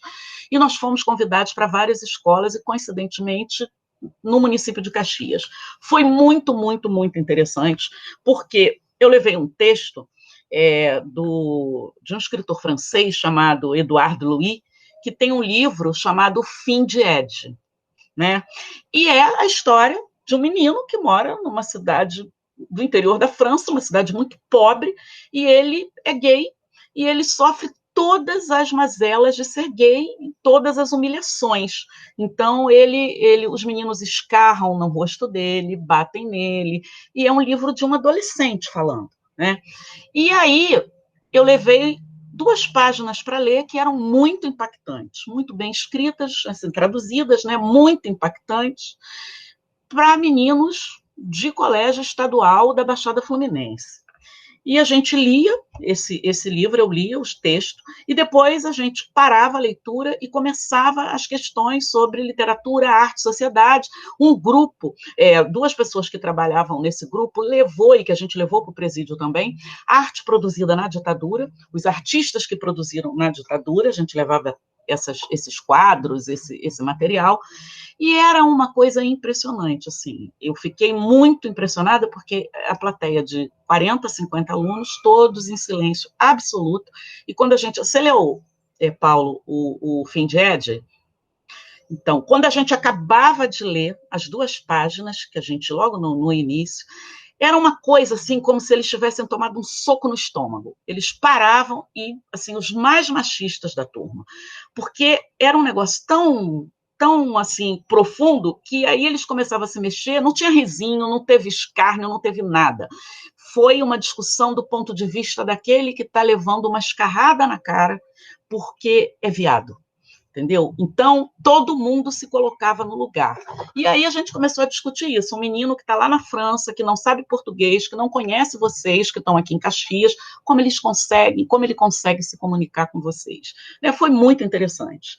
Isso rendeu, a gente foi a vários lugares. Nós fomos numa comunidade, no Parque das Missões, falar com mulheres, crianças, e aí para as crianças a gente não leu o texto, claro, mas para as mulheres a gente leu esse mesmo texto e foi um negócio muito impactante, assim, de todo mundo conseguir entender, e o que não entendeu, mas tocou fundo na alma, né? E eu fiquei muito impressionada com esse trabalho. Aí, a gente recebeu um convite da Defensoria Pública para fazer um trabalho nos presídios, em Bangu, né, no complexo de Bangu, que era trabalhar com literatura, arte e sociedade. Um tema de redação que era um tema que, para a gente, na época, foi horrível, que era assim, o tema, porque todo ano a Defensoria Pública Federal faz uma redação onde participam as escolas do presídio, todo presídio tem que ter uma escola, e participam as escolas também que não são do sistema carcerário. E o tema era meio ambiente. O que fazer para modificar o meio ambiente, para evitar conflitos, pensando no desmatamento, e eu fiquei danada da vida, que eu falei, meu Deus do céu, o sujeito está lá preso, encarcerado, num lugar inóspito, horroroso, e ele vai ficar pensando na floresta amazônica, né? Isso, o que a gente vai fazer com isso? Aí nós fomos nos presídios femininos, primeiro presídio que a gente chega, primeiro para conversar, eu e mais uma pessoa de arte, e a gente chega lá, encontra um cartaz assim na escola, e a gente muito bem recebido pelas escolas. As escolas dos presídios são o oásis dentro dos presídios, elas são excelentes, todas as escolas que a gente foi, né, são melhores do que as escolas daqui de fora, porque todo mundo que está lá dentro, assim, um ou outro está lá dentro porque não quer fazer nada e ninguém vai cobrar mesmo se o preso aprendeu a ler, escrever, a contar, não interessa. Mas a maioria está lá com o olho brilhando. Você conversa com os professores que também estão encarcerados, porque você entra lá às 8 horas da manhã, você deixa celular do lado de fora, você deixa tudo do lado de fora e você fica lá, dentro, fechado, até acabar o seu expediente, né? Então, você não se comunica com o mundo, não tem internet lá dentro, né? Não tem, é lá dentro com eles. Então, eu chego lá na escola, vejo uma diretora boazinha, assim, muito bem intencionada, mais um cartaz, ela fez um cartaz e veio mostrar para a gente, toda orgulhosa, olha esse cartaz aqui que eu fiz com as presidiárias, mulheres. Era assim o cartaz: o que devemos fazer para evitar a caça das baleias no Japão? Caramba, eu me segurei, entendeu? Para não rir, para não chorar, para não falar para ela, porque ela estava tão bem intencionada, tadinha. Ela queria mostrar para a Defensoria Pública que ela estava discutindo o meio ambiente com aquelas pessoas, entendeu? Que aquilo ali era o meio ambiente. E eu fiquei desesperada, porque eu falei, meu Deus do céu, entendeu? Se eu tivesse presa aqui, eu não sei nem o que eu ia fazer quando perguntasse para mim o que tem que fazer para não matar as baleias, não caçar baleia no Japão, entendeu? E coisas desse gênero. Aí, isso foi um primeiro momento. A gente juntou tudo isso e a gente começou a estudar o que a gente deveria levar para lá, para a gente poder atender o tema da Defensoria Pública, que era o meio ambiente, e juntar com aquela situação que se vive ali, né? E foi interessante demais. Nós fomos a 13 presídios, teve uma situação que foi belíssima, que os presídios são divididos em facções, né? Então, os presídios do Comando Vermelho, os presídios do Terceiro Comando e os presídios que não têm comando nenhum, que são pessoas que não estão ligadas a comando e que são isoladas. E num presídio do Comando Vermelho, que tem um trabalho muito bom da direção da escola, um trabalho de arte, homens, todos homens nesse presídio masculino, e o menino que trabalha comigo é gay, o Fabrício, ele tá na cara, entendeu? É um gay que se apresenta como gay, ninguém tem nenhuma dúvida que ele é gay. A gente dando aula para 50 homens encarcerados. Tinha alguns olhares assim, mas nenhum risinho, nada, e nós fomos aplaudidos de pé quando a gente acabou de dar aula. Foi um negócio de uma emoção. Aí o que a gente levou? Primeiro eu peguei e falei, bom, vou levar a música Sobradinho, né? Não sei se vocês lembram, né? O homem chega, já desfaz a natureza, tira a gente, põe represa. Nós levamos essa música num gravador. Primeiro a gente mandava tudo para lá, para eles aprovarem, para depois os professores colocavam a música lá, porque não podia entrar com pendrive. Então a gente mandava para a professora, em casa ela abria o computador dela, aí ela passava, e depois chegava na escola, ela pedia autorização, uma loucura. Levamos Sobradinho e levamos um texto do Luiz Fernando Veríssimo, que chama O Lixo, acho que é O Lixo, não sei se vocês conhecem. É um texto do Veríssimo muito engraçado, porque a gente não ia falar de miséria lá dentro, né? A gente não ia falar de violência lá dentro. A gente não ia fazer a revolução lá dentro, porque a gente seria preso, né? Porque a vontade era abrir, assim, todas as vezes que eu entrava lá, eu tinha vontade de abrir todas as celas, né? E eu sempre pensava assim, se eu estivesse aqui no lugar deles, porque a gente entrava aqueles corredores com as celas abrindo, teve presídio de segurança máxima com as células abrindo eletronicamente. E eu, mais uma pessoa do grupo, que é a Paula ou o Fabrício, o defensor público, e a gente passando no meio ali. Eu só ficava pensando, se eu sou um presidiário desse, o que eu vou fazer? Eu vou pegar uma pessoa dessas aqui e vou fazer de refém. Ninguém vai querer que essa pessoa aqui morra, entendeu? Eu vou conseguir fugir. Eu só pensava nisso, entendeu? Era tudo que eu imaginava passando ali naquele meio, entendeu? Assim, a gente está passando ali naquele meio, 3 pessoas que não podem ser maculadas, porque estão ali representando o Estado, e a gente aqui como bichos, animais. Então, eu só pensava nisso. Falava, gente, se eu tivesse num lugar desse aí, eu levava essas pessoas, fugia desse negócio. Então, a gente levou Sobradinho, levou o texto do Veríssimo, e o texto do Veríssimo era muito interessante, porque são 2 pessoas, um casal, que se conhecem a partir do lixo que eles colocam na lixeira. Então, a mulher vai na lixeira e encontra o cara que mora no mesmo andar que ela na lixeira. Aí ela fala, puxa, eu andei olhando seu lixo. Então, pelo lixo, ela descobre que ele mora sozinho, ele descobre que ela gosta de cozinhar, ela descobre que ele estava muito triste porque se separou da namorada por causa das cartas, ele descobre que ela faz poesia, e vai por aí, é um diálogo. E que a gente fazia a interpretação, a gente fazia teatralmente. O Fabrício lia, o homem, eu lia a mulher, e no final eles aplaudiam. E a partir do lixo, a gente começava a falar, né? Aí perguntava, assim, isso se passa onde? Só pode passar em condomínio, porque tem lixeira, né? E aí a gente começava, porque foi muito interessante porque a gente trabalhava lá sexta-feira. Sexta-feira era dia de tirar o lixo do presídio. E o dia de tirar o lixo é uma coisa inenarrável, entendeu? Eu sou absolutamente contra essa história do encarceramento, eu acho uma loucura. Uma loucura. Sim, por mim, todo mundo estava solto, livre, ou então esses presos vão trabalhar, vai botar para trabalhar, porque é um castigo, é uma coisa horrorosa, entendeu? Ninguém merece um lugar daquele. E o dia de tirar o lixo é uma coisa absurda, porque é lixo acumulado de 200, 300, 400, 500, 1.000 homens, e tem o dia para tirar, e que é tirado de dentro das celas e os presos descalços, lavando aquilo, tirando o lixo. É um negócio que a gente presenciou isso, viveu isso, passou no meio do lixo. Então, discutir esse lixo com eles foi um negócio muito interessante. E discutir com eles que o meio ambiente era eles. Né? Primeiro discutir essa noção, o que é meio ambiente, né? Que tem umas coisas que as pessoas pensam que meio é a metade do ambiente, então até nisso a gente tocou. O que é o meio ambiente? Né? O meio ambiente somos nós, né? E o que a gente pode fazer? A gente está preocupada aqui com a floresta amazônica, mas o que a gente pode fazer aqui no nosso meio ambiente? Né? Aí surge a questão do lixo, aí surgiu a questão de como eles estão ali naquela situação, entendeu? O trabalho de arte que eles fazem lá dentro, sabe? Que é um negócio muito impressionante. E foram 13 presídios, foi tudo muito rápido, né? A sensação que eu tive é que passou muito rápido, eu gostaria de ter ficado muito mais lá, gostaria muito de ter feito um trabalho maior lá, e a gente ia continuar agora esse ano, e veio a pandemia, a gente não pôde voltar. Mas isso mostrou para a gente o seguinte, a gente estava ali diante de homens, né? E mulheres, alguns analfabetos, outros com um conhecimento muito sofisticado, tinha gente lá muito sofisticada que lia filosofia, e não era nem preso rico, não, era preso pobre, mas que pelo tempo lá na cadeia já tinha lido um monte de coisa. E a gente viu que a leitura e a escola é um oásis para eles. Eles usam a escola ali, eles usufruem da escola como se é a última chance da vida. Tudo que não foi valorizado aqui fora, tudo que eles não tiveram aqui fora, eles fazem questão de valorizar lá dentro. Porque na hora que eles vão para a escola, eles estão fora da cela. E eles são alunos, e são tratados como alunos, entendeu? Então, isso foi um negócio muito impressionante. Uma outra coisa que a gente constatou também, e eu não sei, talvez seja por conta dessa educação machista, né?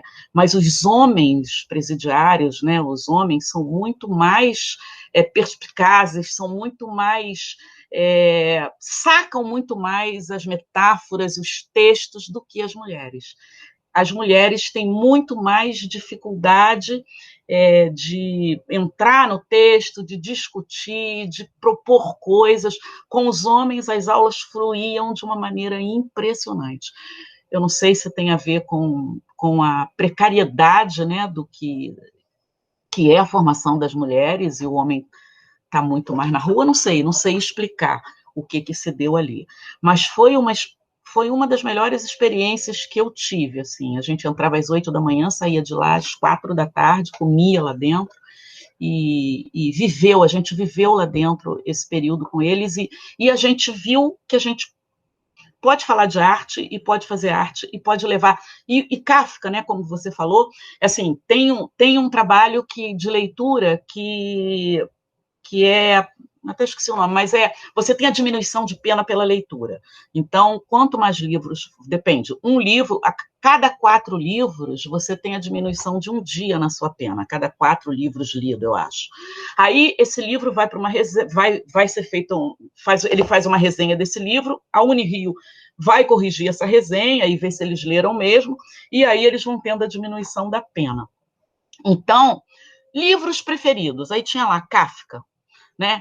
E eu fiquei impressionada, porque eu falei assim, Kafka, como assim, entendeu? Não consegui saber por quê. Eu acho que tem a coisa, talvez, era o Kafka Metamorfose, né? Talvez a novidade, o escândalo, o espanto diante do sujeito que amanhece e se transformou num inseto, e também uma outra coisa, que é um preconceito que a gente tem muito, eu tenho certeza que vocês também têm, que é com literatura de autoajuda, né? Agora, funciona muito muitíssimo. Eles leem muito autoajuda, muito. Porque eles precisam, se eu tivesse lá também presa, eu acho que eu ia ler também, né? Eles precisam que alguém diga para eles assim, isso vai mudar, a sua vida vai ser diferente, entendeu? 5 passos para você mudar de vida, 22 passos para você sair daqui do presídio, sei. Então, é muito livro de autoajuda, né, que funciona muito lá.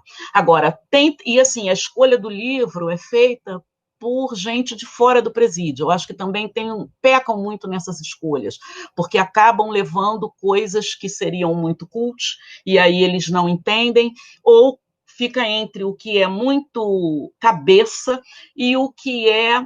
Por exemplo, eu amo Graciliano, minha dissertação de mestrado foi Graciliano Ramos, mas se você pega Vidas Secas e dá para uma pessoa que foi mal alfabetizada ler, e olha que Vidas Secas é um livro simples, essa pessoa mal alfabetizada vai ter umas coisas ali que ela não vai entender por causa da sintaxe do Graciliano, que é o caso da sintaxe lá do Machado.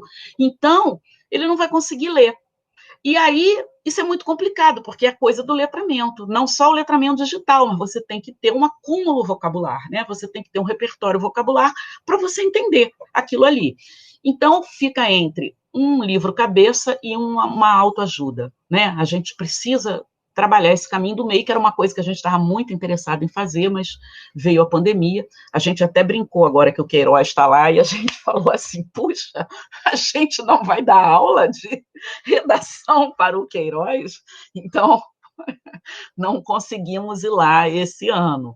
Mas não trabalhamos no Bangu 8, não, que é onde estão os milicianos, isso a gente não foi, porque o pessoal da Defensoria avaliou que eles não precisavam participar desse concurso, não iam participar, então isso a gente não foi. Mas foi um trabalho muito, muito interessante. Eu acho que todo mundo devia conhecer um presídio, entendeu? Passar um dia num presídio para saber como é que é estar lá, entendeu? Então, com teatro, com literatura, eles amam teatro, né? O teatro é um negócio que as escolas incentivam e eles amam, né? Porque você exercita uma série de coisas, né? Foi muito interessante, foi um trabalho... E é isso, acho que é isso, a gente pode falar mais aí.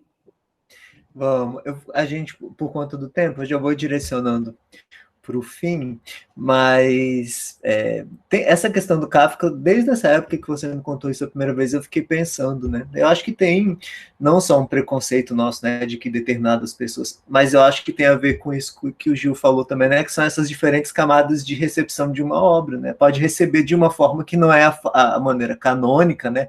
A interpretação, né, do Metamorfose, mas aquilo, né, tipo, faz algum sentido para eles, sei lá qual. E essa questão da autoajuda também é muito interessante, né? Tipo, até no sentido de que existe uma desclassificação, enfim, que é compreensível, né, para quem tem determinado nível de letramento e tal, porque é pobre, né, no sentido, não é muito sofisticado, mas também um papel que isso pode ter, né? Enfim.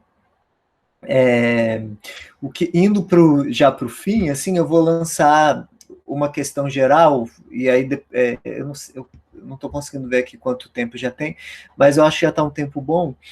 E aí eu vou lançar uma última questão, provocação, aí vocês podem comentar e ao mesmo tempo já fazer um pouco as considerações finais, enfim. Essas conversas sempre são empolgantes, eu sempre me sinto super privilegiado porque eu aprendo pra caramba.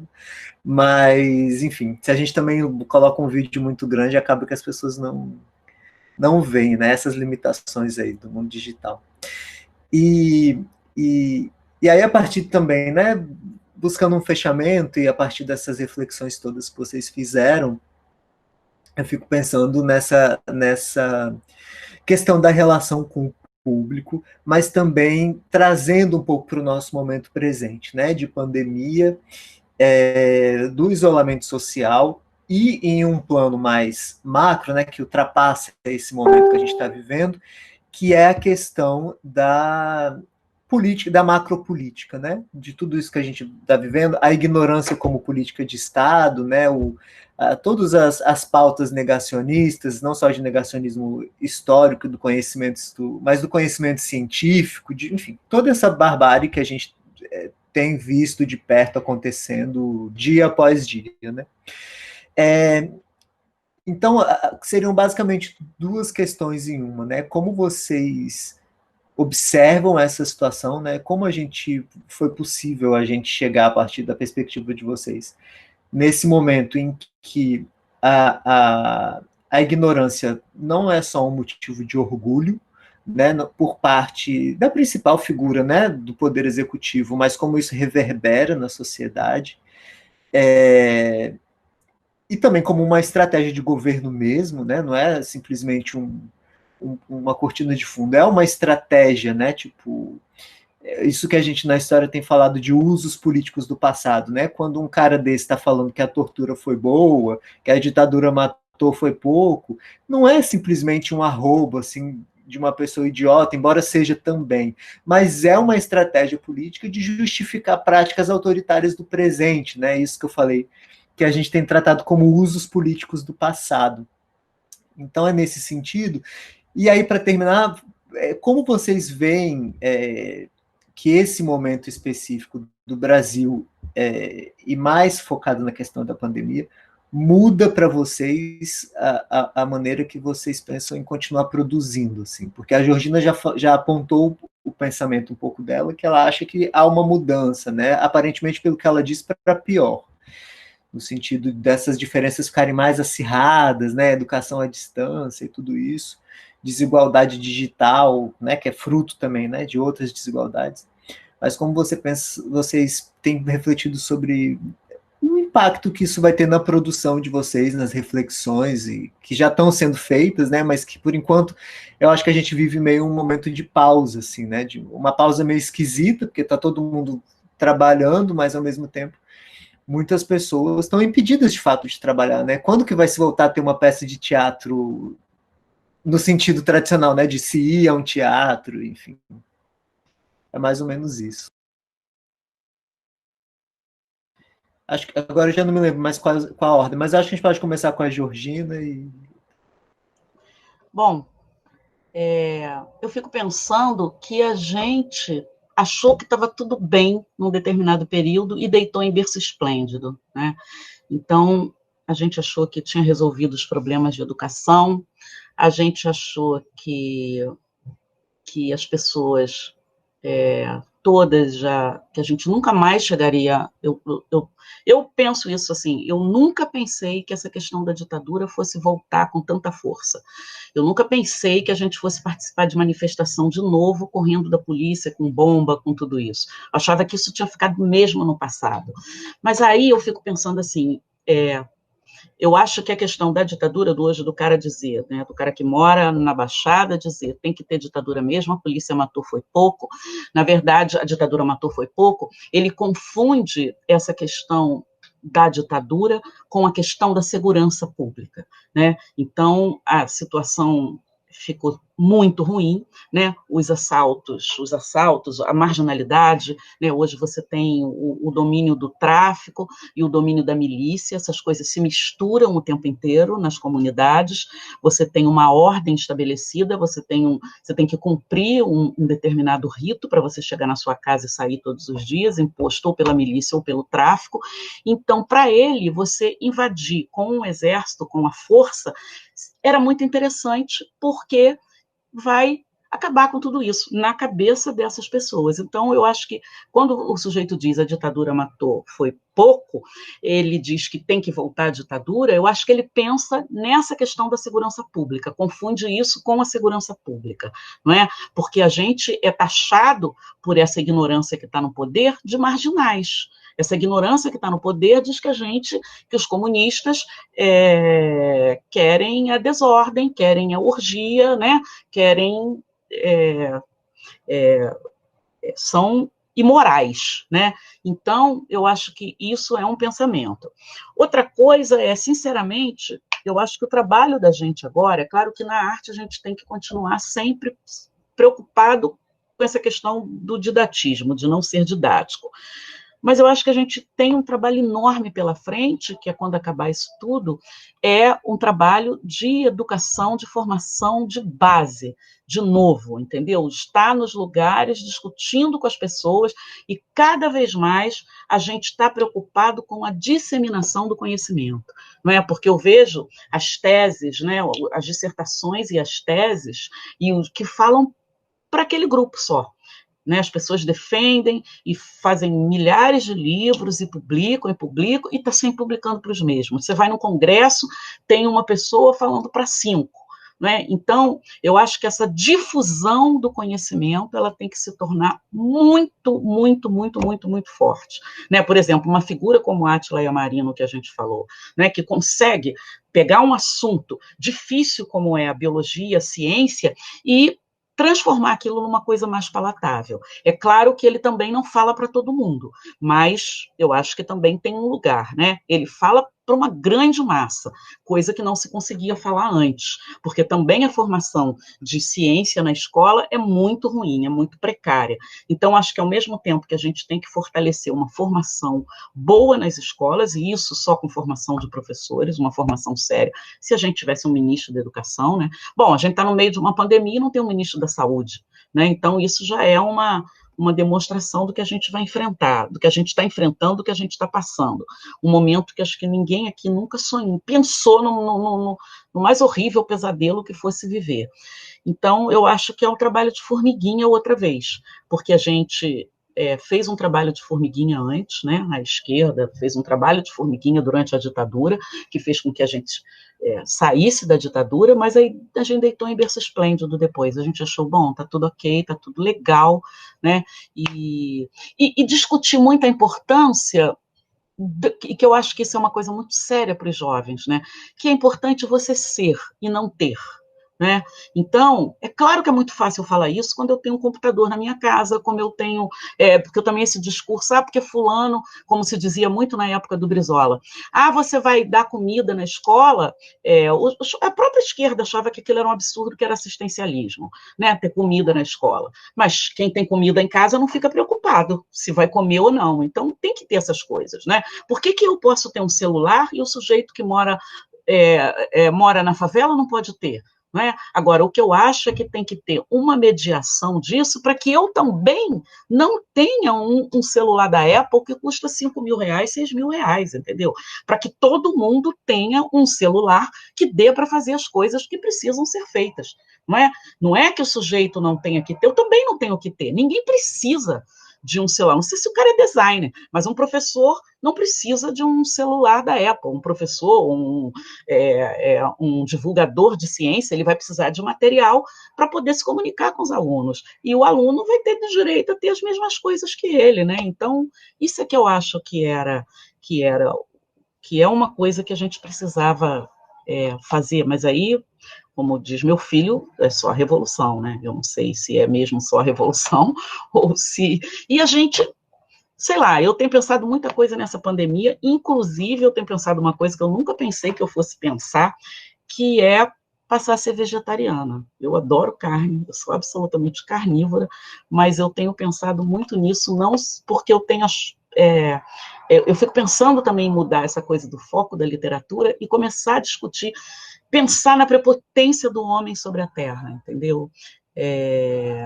Pensar em como a gente é predador, né? Como a gente destrói o planeta, como a gente destrói os animais, né? Como a gente... E eu tenho pensado nisso, assim, são coisas que eu estou pensando, que talvez vá aparecer na minha literatura de alguma forma, pensar no quanto a gente é predador, né? Porque a gente destrói tudo. Entendeu? O homem destrói tudo, e está aí o resultado do que a gente destrói, né? Muito mais do que constrói. Principalmente no Brasil, né? No Brasil, como diz lá a música do Caetano, o que é construído vira ruína, né? Imediatamente é uma ruína. A gente vai ver agora as novas ruínas, que são os hospitais de campanha, né? Que nem se construiu e já virou ruína, né? No Rio de Janeiro é isso, né? E eu não sei o que a gente... Talvez pegar um exemplo da China, que conseguiu em 10 dias construir um hospital para dar conta do coronavírus. A gente, em 3 meses, não conseguiu botar um hospital de campanha funcionando 100%. Entendeu? Então, eu acho que a gente precisa de exemplos de outros países, entendeu? talvez isso, assim, pensar na... Não sei, é muito difícil, eu não sei muito o que dizer sobre isso, não. Mas penso nessas coisas, pensar numa literatura que a gente pense no homem como um predador, entendeu? Sem perder mão da luta de classes. Sim. Não, eu acho fantástico. Eu acho que esses debates são muito mais para levantar questões do que para a gente chegar a conclusões, né, tipo, fechadas. Mesmo porque você falou aí uma questão da esquerda, que a gente tem uma esquerda muito autoritária também, né, tipo, esse tipo extremista que eu estava falando, né, que não, a gente tem que primeiro resolver a luta de classe para depois falar em questão de raça, como se tudo não tivesse interligado, né, tipo, como se a pobreza não tivesse uma cor e tal. Mas existe um autoritarismo muito forte, né? Enfim, todo mundo que tenta complexificar um pouco, como eu falei, é logo taxado assim, né? Ah, não, então você é isso, você é aquilo. E complexificar, como o Gil falou, não só na questão dos são rinocerontes, não, eu esqueci o bicho. Javali. Javali.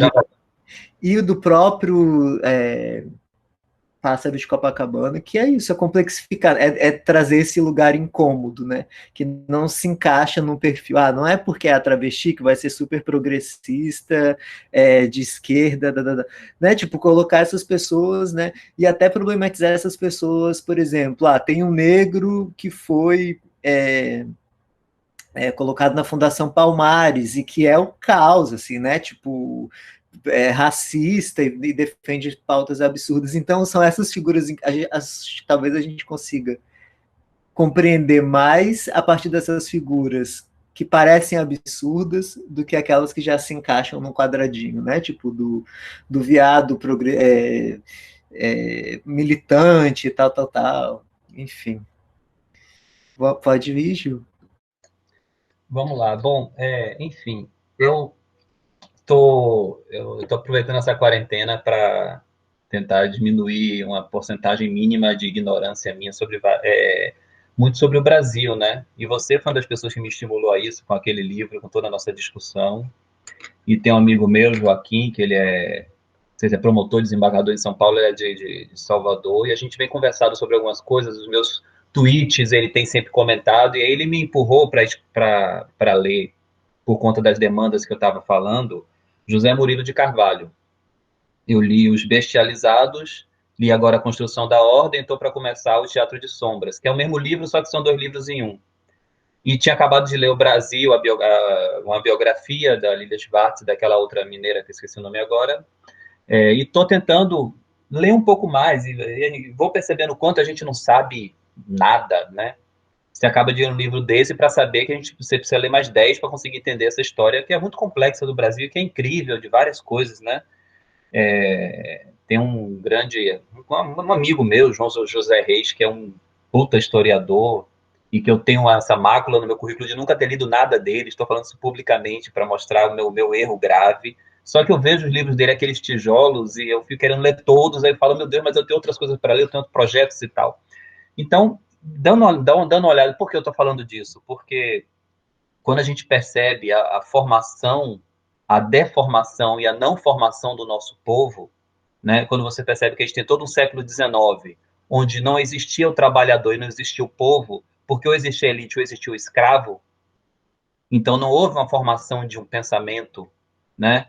De um povo, de uma construção. E ele vai falar um pouco sobre isso com a construção da ordem, de como as elites vão se estabelecendo e pensando as políticas, e chega aos bestializados. E ele até mostra, e eu acho ele é bem generoso nisso, e mostra, não, o brasileiro se revolta, o brasileiro luta, é uma história de luta muito mais do que eu sabia, lendo o Brasil, uma biografia, do quanto, né, os negros, os excluídos lutaram ao longo da história do Brasil várias vezes, e acho até curioso, sem querer puxar a brasa para a sardinha da Bahia, eu não odeio essa coisa de bairrismo, mas eu acho que merecia um estudo mais aprofundado, entender porque o Brasil louva tanto a Inconfidência Mineira e esquece tanto da Conjuração Baiana, quando eu acho que, em termos simbólicos, a Conjuração Baiana é muito mais importante, infinitamente mais importante, porque tocou em temas como racismo, tocou em temas de liberdade e várias outras coisas, enquanto a Confidência Mineira tinha outras questões. Não, sem querer diminuir, mas assim, a gente pensando, né? Na Bahia a maioria era pobre e estava discutindo racismo, tudo isso de uma forma muito mais contundente. Foram todos enforcados, a maioria foi enforcada, ao contrário de lá que só teve Tiradentes, e de repente a gente tem um feriado com o nome dele e tal. Então até isso é uma coisa para a gente pensar mais profundamente. E aí eu fico pensando nesse nosso povo e me dá uma tristeza muito grande constatar uma coisa. A gente falou tanto da questão de gênero. Se eu encostar no barzinho que tem do lado da minha casa, eu moro no bairro popular de Salvador.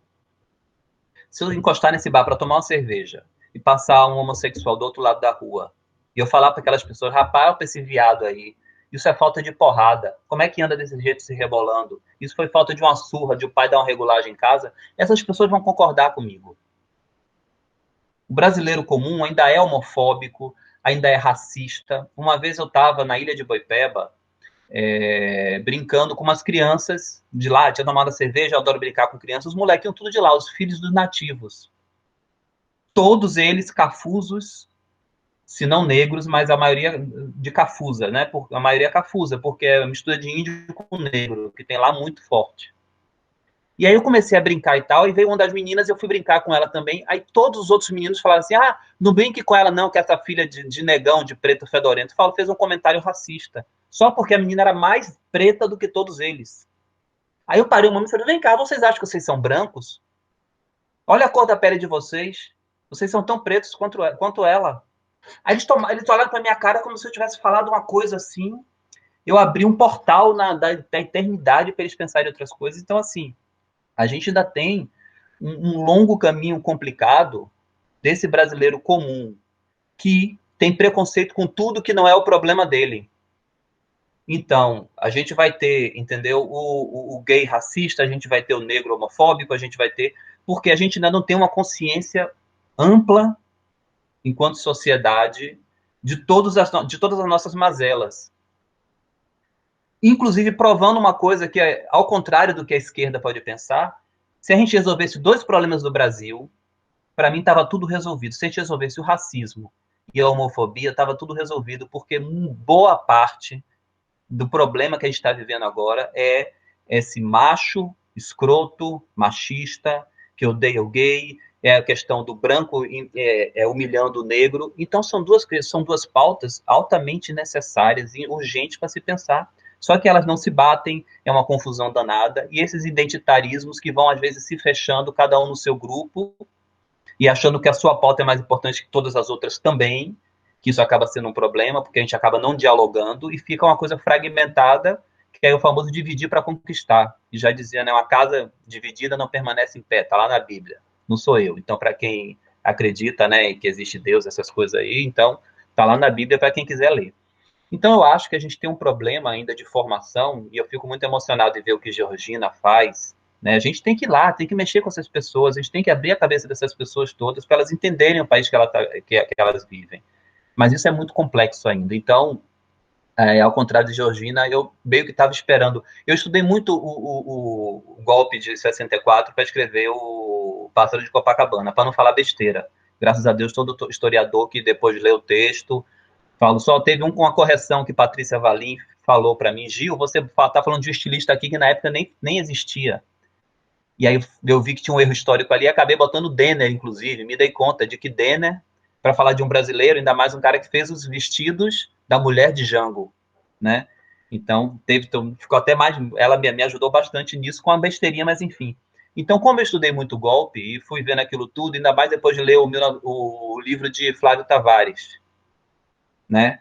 Que ele foi o primeiro a ter acesso aos documentos da CIA, dos Estados Unidos, e lançar isso no livro, né? Antes, Hélio Gaspar e todos os outros não tinham acesso a isso. E aí você vai vendo como é toda a construção, essa formação de meter medo, falar que o Brasil vai virar comunista e que está tendo... eles revertem a coisa, começam a falar que existe a ditadura gay, existe a ditadura não sei o quê. Quando você começa a ver todo esse movimento, eu falei, meu Deus, Dilma vai cair. E depois eu falei, meu Deus, vai dar em merda isso tudo que está acontecendo. A demonização do PT, né? Tem uma charge que eu gosto muito, que é o cara assim, falando com o petista, aí tem um cara lá rasgando a estrela do PT, falando mal, eu falando contra o antipetista, aí tem um cara com a estrela vermelha carregada. Porque hoje em dia a gente está tendo que ser assim. A gente tem que virar quase que um militante petista para falar com um antipetista, porque virou uma doença, Mas, ao mesmo tempo, com o petista, às vezes você tem que ser radical e falar para a galera do PT também abrir a cabeça, porque o negócio ali é complicado também. Mas criou-se uma polarização absurda, estúpida, que falou, você pensa assim, bom, porque é engraçado, né? Se a gente parar para pensar, eu estava falando de José Murilo de Carvalho, e a gente pensa no... Só na década de 70 que um partido trabalhista real, feito por trabalhadores, vai surgir no Brasil. Isso é assustador. Se você pensa em que em 1789 existe o pessoal da esquerda, que eram os trabalhadores, a classe pobre e tal, e do lado direito a burguesia e tal, na Revolução Francesa, você pensa que já existia uma organização de trabalhadores, de pobres, em 1789, 92, não lembro quando foi aquilo, aí eu não lembro historicamente, e a gente vai ter isso em 1978, que acho que o PT é fundado, sei lá. É uma loucura a gente viver esse... E o que a direita faz? Então, esse é o partido que mais se fortaleceu, conseguiu ter 4 eleições seguidas, vamos demonizar ele. Então, é uma coisa, tudo muito bem pensado, uma estratégia muito forte pensada. Então, a gente ainda tem muita coisa para lutar, para conseguir abrir a cabeça dessas pessoas. E aí é desesperador, porque eu não imaginava, sinceramente, há 6 meses da eleição que Bolsonaro fosse ganhar. Mas quando aconteceu aquela merda toda, e aconteceu a facada, aí eu comecei a ver que o negócio estava degringolando, então realmente eu tomei uma porrada ali segura, mas eu não tinha muita esperança de que a gente ia ter uma coisa muito boa. Não esperava que fosse essa desgraça absoluta, né? Porque é a desgraça absoluta, é o caos. É, tipo, saudade de Geisel, né? Hoje em dia dá vontade de fazer hashtag saudade de Geisel, hashtag saudade de Getúlio, ditador, porque é uma coisa que é absurda. Então, bom, para falar disso, essa coisa que você fala de chegar até isso, como você pensou sobre tudo isso, venho pensando aí no Brasil. Ainda estou percebendo que eu não sei nada, tenho que ler muita coisa ainda, mas esse caminho que segue até agora mostra esse Brasil profundo, que é racista, que é homofóbico. Eu acho que é isso. Eu acho que aquela pessoa odeia tudo que não é ela. Então, o pobre não vai dizer que não gosta de pobre porque ele é pobre, mas tudo que não pertencer a essa pessoa, ela vai passar a odiar e não gostar. Nós fomos criados para ser assim, fomos formatados para ser, porque a gente assim fica, a gente se fragmenta. Então é óbvio, entendeu? Então, a mulher fala mal do homem, o preto fala, o branco fala mal do negro, o gay fala do sapatão, o sapatão fala da lésbica, a lésbica fala. Vira essa confusão, né? Muito doida. Então, tem esse lado, que isso me preocupa demais. Não sei como é que a gente desata esse nó. Temos aqui uma pessoa que faz um trabalho lindo como Georgina, você que é um historiador que está fazendo coisas como essa, que eu acho que são fundamentais. Eu acho que ainda tenho muito a fazer também, para ver se a gente melhora. E quanto a pensar essas perspectivas pós-pandemia, são as piores possíveis. Eu vivo num estado onde todas as instâncias, em termos de políticas culturais, têm cada vez feito coisas piores e orçamentos piores, e agora eles vão ter uma desculpa muito maior de dizer, olha, vocês não vão querer agora querer fazer seu teatrinho com a economia em frangalhos, a gente precisando botar comida para as pessoas. Então, o argumento para a cultura ficar escanteada é muito mais, vai ser muito maior pós-pandemia, né? Mas eu sempre brinco, eu sempre falo que eu sou o pessimista mais otimista que existe. E eu digo que o teatro vai ser sempre a arte do futuro, seja lá que futuro é esse, que pode nunca chegar. Porque com cada vez mais a virtualidade, com cada vez mais as pessoas não conversando, não olhando no olho, a gente sente necessidade de, em algum momento, ver gente de carne viva conversando e falando na sua frente. E essa magia do teatro é insubstituível. Você sentar num lugar para ver 2 pessoas falando com tudo, desde o tesão pelo erro que eu sei que existe. Será que essa pessoa vai escorregar, vai esquecer uma fala, entendeu? Vai infartar em cena, sabe? Uma amiga minha que tinha uma relação muito forte com Bibi, ela falava que no final da vida muita gente ia para o concerto de Bibi Ferreira esperando ela morrer no palco, porque as pessoas já têm esse fetiche, essa coisa mórbida, horrorosa, as pessoas têm. Mas isso só o teatro vai trazer. Até mesmo os piores defeitos da humanidade, como público, vão estar ali presentes. Então, acho que essa coisa do teatro pode ser ainda um lugar para você respirar. E aí, porque eu ainda não falei isso publicamente, queria, para fechar, só fazer essa provocação também, porque eu acho muito engraçado como todo mundo diz, os teatros vão ser os últimos a abrir. E eu fico pensando, num bar, a questão sanitária, a questão de como você limpa os talheres, como você limpa os copos, a comida, como está se manuseando isso, por mais cuidado que se tenha. As pessoas estão se batendo, indo ao banheiro o tempo todo, falando perto. Então, um bar tem, sei lá, acho que se fizer um estudo, tem 3 milhões por cento mais de possibilidade de contaminação do que no teatro. E por que fala logo que o teatro vai ser o último a voltar?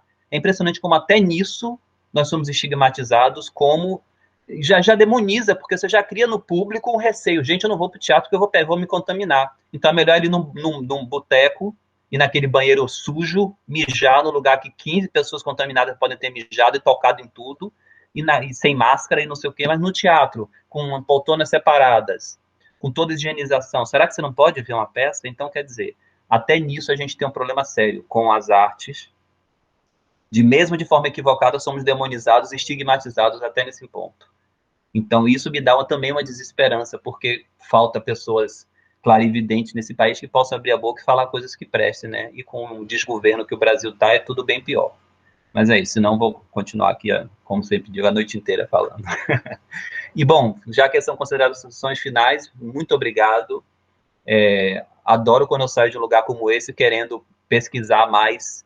E Georgina Martins agora vai ser meu Google pós-conversa, que eu fiquei super curioso para conhecer mais sobre ela. Minha companheira é professora de artes do ensino fundamental. Eu acho que ela pode se aproveitar bastante de Georgina, dos livros infantis dela. A gente ainda podemos trocar muita figurinha. Fiquei muito feliz de ter conhecido ela. E agradecer a você, que você sabe que eu sou seu fã, o seu livro, que é um livro belíssimo, e a toda a conversa que a gente teve a partir de Pássaro de Copacabana, até virtualmente o teatro une as pessoas, né? A arte une as pessoas. Então, muito obrigado e, bom, até a próxima. Eu também quero agradecer muito, assim, Gil, também vou andar atrás de você, saber das coisas que você está fazendo, quero saber das suas peças, e foi uma grande coisa, assim, a gente conversar, gostei muito de ouvir, assim, saber do trabalho que você faz, né, e é muito interessante isso. Teatro, de fato, é uma grande paixão, né, e quero ver suas peças, né, você viaja sempre com o grupo?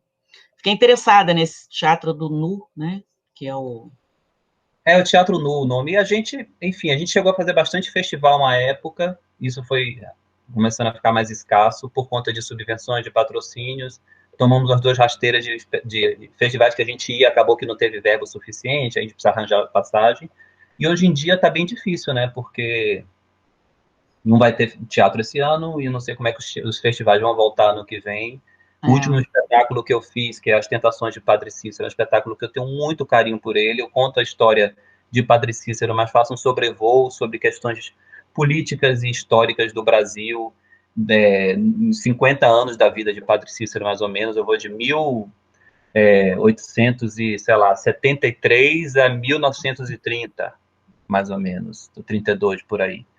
E é um espetáculo que eu queria muito viajar. E o próprio Pássaro de Copacabana eu tenho a obrigação de apresentar ele no Rio, né? Pois é, tem mesmo. Mas, porque é um espetáculo que se passa no Rio, tem muito, eu vou depois a gente trocar a figurinha, tem um texto que eu falo que se chama A Mãe de Botafogo e os Pássaros de Copacabana. Olha! Onde eu vou falar sobre a minha relação com o Rio de Janeiro e como eu construí o texto a partir de minha vivência no Rio de Janeiro. Bacana. E aí acho que você vai curtir, porque vai tocar lá em Brizola, Darcy Ribeiro. Nossa, é maravilhoso. E quero agradecer muito, Paulo, pelo convite, adorei, entendeu? Pode chamar sempre, estou sempre à disposição. É muito bom fazer isso, entendeu? A gente fazer isso em todos os lugares, é muito bom. Legal. Gente, obrigada. Então, super obrigado a vocês também. É ótimo, né, quando a conversa termina estimulando a gente, né, a querer fazer mais coisas. Eu fico, enfim, curioso com várias coisas, apesar de conhecer um pouco, né, de cada um de vocês. A Georgina um pouco mais, porque a gente mora do lado aqui e a gente está se encontrando, né, seja em livraria, por aí pela rua. Mas espero que, enfim, que essa coisa, o pandemônio, né, acabe logo e a gente possa, de repente, se encontrar ao vivo aí. Ai, puxa vida. No teatro ou num boteco. Na Bahia. Teatro na Bahia. Os dois. Salvador. Maravilha. Gente. Vou interromper aqui a gravação. Tá bom. Tá bom, gente. Beijo grande, foi muito bom. Obrigada.